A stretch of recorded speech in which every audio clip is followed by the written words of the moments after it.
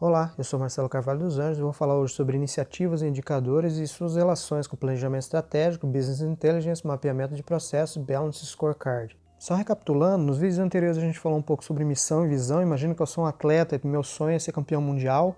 Isso é visão. Os objetivos, que são os campeonatos regionais que eu tenho que vencer para chegar até ali no topo. E hoje a gente vai falar sobre as ações e os indicadores, que seriam todas as ações que eu vou ter que realizar para chegar até essa visão.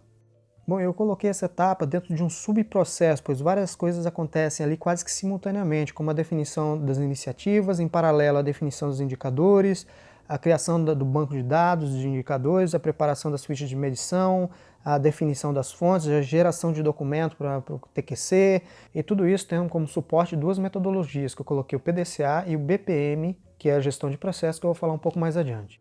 Tá, mas o que é o PDCA? Trocando em miúdos, é um método científico, uma fórmula, uma receita de bolo, um guia das melhores práticas para resolver os problemas atacando as causas fundamentais ao invés do sintoma dos problemas. Eu já fiz um material a respeito e vou deixar no final desse vídeo. Bom, mas vamos usar como exemplo a educação. Como é que eu trato e avalio a educação? Bom, com investimento com nota, mas vamos olhar para uma perspectiva diferente. A educação gera o quê? Suponhamos que seja conhecimento. E o conhecimento gera o quê? O conhecimento gera competitividade? O conhecimento gera pedido de patente? O conhecimento gera renda? O conhecimento gera produtividade e oportunidade? Suponhamos que esses são os indicadores, a gente avalia para saber se está bom ou se está ruim. Ah, mas está ruim, então o que falta é investimento. Será? O Brasil gasta hoje 6% do PIB com educação, historicamente é 4,9% do PIB. A Coreia gasta hoje 5% do PIB, historicamente é 3,7%. Nos anos 80, o Brasil e a Coreia tinham 20% da renda americana.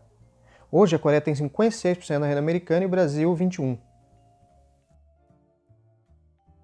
Mas por que isso acontece se nós temos recurso, se nós temos excelentes professores, boa vontade dos governantes, curiosidade por parte da população? A gente vê pelo volume do YouTube, por exemplo, em busca de conhecimento. O fato é que nós não sabemos ainda as causas reais do problema. E mudando agora para a empresa, a utilização de métodos científicos de análise e solução de problema é um passo importante para a competitividade, principalmente no cenário de maior abertura comercial, uma abertura de mercado. Bom, e o BPM, o que é gestão de processo? É o mapeamento, é o desenho, mostrando os agentes que interagem na busca dos objetivos. Lembra do exemplo que eu citei do Carlos Ghosn lá em Stanford? No vídeo anterior? Voltar a ser lucrativo, né, e reduzir a dívida de 20 bi. Vamos colocar, voltar a ser lucrativo. E as perguntas que ele fez, quais áreas estão envolvidas, o que cada uma delas faz, e eu vou falar com cada uma delas para ver o que podemos fazer para melhorar o todo. É exatamente isso que o mapeamento de processos faz. Ele identifica dentro do processo o que cada agente faz e o que é necessário para melhorar o todo. Eu vou deixar aqui na descrição do vídeo o relatório de resultado da Tesla do segundo trimestre de 2018, onde a gente vai poder observar algumas dessas ações, desses agentes que eu coloquei aqui como exemplo, que é o marketing fazendo campanha de incentivo de venda de painéis e power battery, a ampliação dos canais de venda, a melhoria do processo de fabricação, atingindo a meta semanal no número de veículos, em relação ao CEO, um comportamento mais moderado em relação à apresentação de resultado do primeiro trimestre, maior critério orçamentário, redução do capex, deixando um pouco mais de folga de caixa, entre outras ações. Bom, mudando agora para indicador, que é atrelado a cada ação para medir o desempenho de cada ação, e a gente vai ver também a preparação das fichas de medição, que são os critérios utilizados, e também a definição das fontes de dados, de onde vem e como calcular. Bom, indicadores. Se você joga videogame, você já vai estar bastante habituado com eles. Então você vai saber que aqui é seu alvo, aqui é a sua localização no mapa, aqui é o seu objetivo, aqui é um inimigo com nível bastante acima que certamente vai te matar se te encontrar, aqui é uma besta para você acertar ele, aqui é para você mudar de nível, aqui são reforços inimigos chegando, certamente você fez barulho, aqui são armas secretas escondidas e assim por diante. São muitos indicadores, eles existem para que você analise, tome ação e chegue com a maior probabilidade de sucesso ao seu objetivo. Vou colocar outro exemplo agora, que é o veículo. Imagina que eu vou fazer uma volta rápida e eu vou observar alguns indicadores, como quantidade de combustível, cinto de segurança, se a porta está aberta, setas e etc. Novamente, são vários indicadores que existem para que possamos analisá-los e tomar uma ação com base nessas informações. Aqui em cima a gente chama de direcionador e embaixo a quilometragem geralmente é de resultado, que a gente vai olhar no final da viagem. A ideia desses exemplos é mostrar que os indicadores eles não vêm após a ação, e sim antes da ação também. Assim como o médico, quando ele vai fazer uma consulta a um paciente, primeiro ele vai analisar os sintomas para depois tomar ação e para depois medir os resultados. Outra etapa importante relacionada a indicadores é a preparação das fichas de medição. Aqui lá dentro estão os padrões, as prioridades, os critérios, as fórmulas de cálculo e etc. Coloquei como um exemplo aqui uma planilha que pode ser utilizada como base de dados de indicadores e iniciativas. Então ele tem a prioridade, o indicador, a frequência, se é mensal, semanal, objetivo, tipo, se é melhor para cima ou para baixo, o responsável, quem que valida, o fluxo, a origem, de onde ele vem, se a ficha dele está ok e a data. Outra etapa que exige bastante atenção é a definição da fonte de dados. Se ela não estiver muito clara, é importante que se volte lá na definição novamente dos objetivos. Então é importante saber se a origem é confiável, se tem latência, se é disponibilidade ou acesso. Um exemplo de latência, veículos autônomos, ou até no mercado de capitais. Se você tem atraso, você tem um problema. Bom, falando agora de fonte de dados, a gente tem os bancos de dados, as planilhas, arquivos de texto, XML ou JSON. Exemplo aqui, o Fisco, CAGED, geralmente nesse formato, dispositivos corporativos, sites, IBGE, BNDES, etc. A gente tem IoT, em vários dispositivos, câmeras, computadores, carros, veículos. A gente tem as redes sociais, mais de 80, e tudo isso são dados. E esses dados são transformados em informação. São apresentados em gráfico de barra de resultados, teste de Q quadrado mais comum na área de saúde e tecnologia de precisão, correspondência múltipla na área de saúde e indústria, tendência na área de mercado, gráfico de opinião, que é o Candlestick Chart para bolsa de valores, com vários indicadores incorporados, como banda de Bollinger, média móvel, MACD, DMI, Fibonacci, ADX e assim por diante. Gráfico de controle, mais comum na indústria, sendo os mais comuns o XR, PNP, CIU e as planilhas do Excel. Todas elas geram informação. Consequentemente, se transformam em decisão, que se transformam em ação e que geram resultado.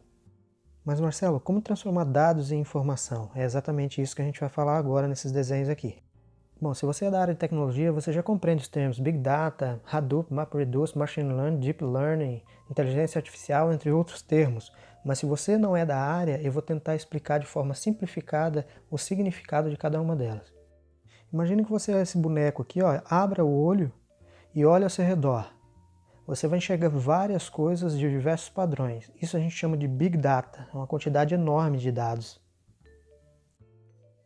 Agora, tente fixar o seu olhar a uma determinada coisa, a um determinado objeto, alguma coisa.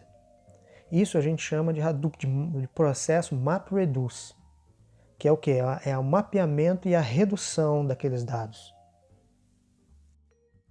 Agora tente imaginar o que você faria com esse objeto. Isso a gente chama de Machine Learning ou Deep Learning, que é um aprendizado de acordo com o histórico, com a sua memória.